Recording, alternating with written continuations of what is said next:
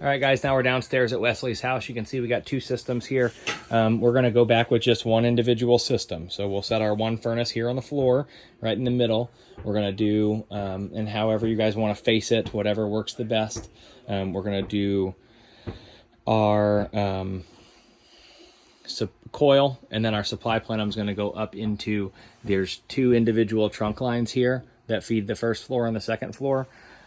So we're going to go up into those individual trunk lines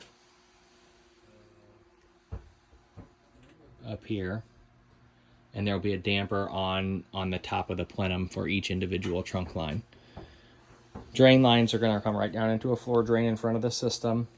Return drop, I think, is going to go back behind the system.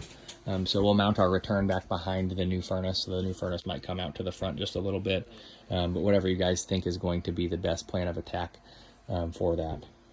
I will have a return drop sent out. It'll be a 20 by 12, just a straight return drop from the bottom of the duct. Gas line right here is going to just get rebuilt from, imagining that point here or this point here back down into the system. Electrical, we can reuse one of these pieces of conduit for the electric line for the new unit. And then we are going to have some high pressure gas line that comes in for the tankless water heater. So that's going to go up into the joist here.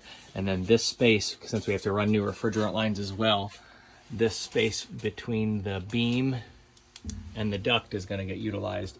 That runs all the way across the basement soffit to the foundation.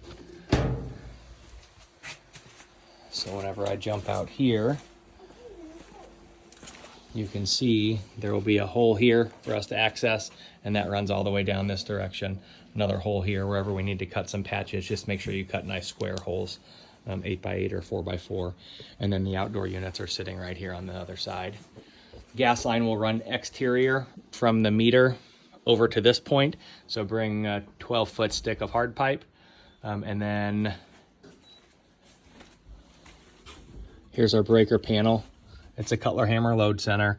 There's two 30-amp circuits right now for the air conditioners.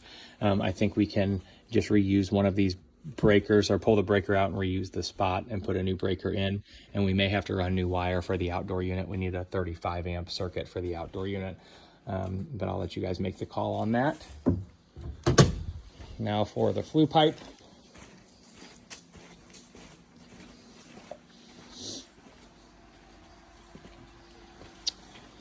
So back into this room, you can see we have a clear ceiling to run up our flue pipe up into. This is the area where we are going to push our flue pipe out. Right there is the dryer vent that's outside, so that gives you some reference. So anywhere in here is where we're going to be able to run our intake and exhaust for both systems. And that's it. Hey guys, we are at Cl.lauth's house. So we're going to do a pretty big job here.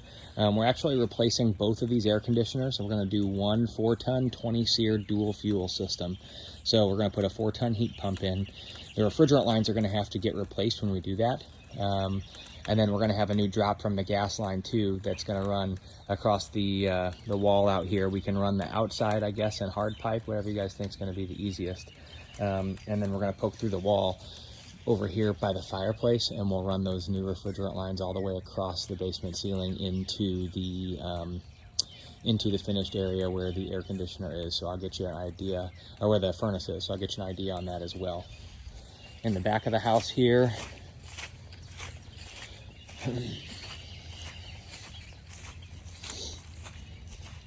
our intake and exhaust pipes should be coming out right over here in between that outlet and the outlet and the dryer vent. So that's where our intake and exhaust pipe for both the system itself and the water heater are gonna penetrate the wall.